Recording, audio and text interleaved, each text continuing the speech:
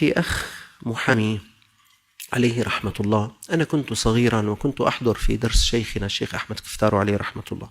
أنا بتذكر من أنا وصغير هذا الأخ المحامي يجي باكرا على الدرس. كان الدرس الساعة 10 ل 12، يعني قبل صلاة الجمعة بساعتين، من 10 ل 12. أنا أتذكر بيجي مرات الساعة 9:30 على الدرس، بيجي 9. هذا المحامي لاقيه جاي هيك شي 9:30، ولهلا أذكر شكله عليه رحمة الله، ومعه دفتره ومعه قلمه، ويقعد هيك بالصفوف الأولى من أول الدرس لآخره، ما لاقي غير عم يكتب. يعني الشيخ تكلم في تفسير آية، في حديث، في فكرة جميلة، في بيت شعر، يكتبه.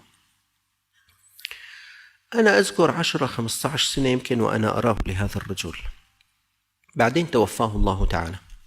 صهره جوز بنته أحيانا بيحضر معنا، صهره جوز بنته، هو أخبرني، قال لي إنه زوجته اللي هي بتكون بنته لهذا المتوفى شافت أبوه بالمنام، شافته عم يتوضأ.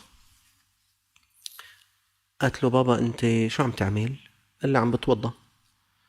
قالت له ليش أنت ما متت؟ قال لها بلى أنا متت. قالت له شلون عم تتوضأ؟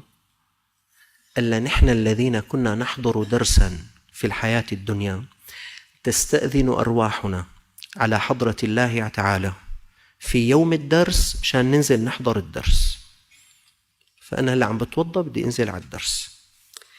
قالت له بابا طيب قل لي شو صار معك بعد ما متت؟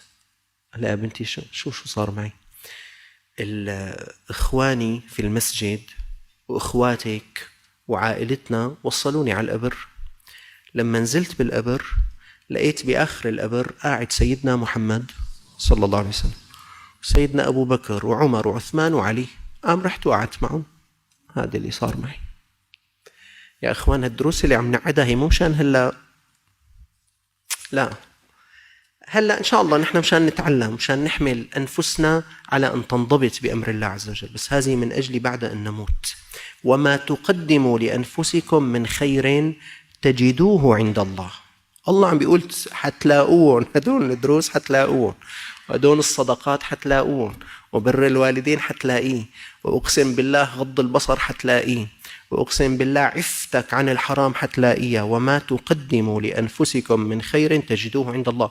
لكن عفوا أهل الرذيلة وأهل الفحش يروحوا يستمتعوا كما تتمتع البهائم، وأهل الانضباط بالشريعة يضبطون أنفسهم حسب أمر الله وبعدين يطلعوا بدون شيء، أبدا ما بيصير. وما تقدموا لأنفسكم من خير تجدوه عند الله.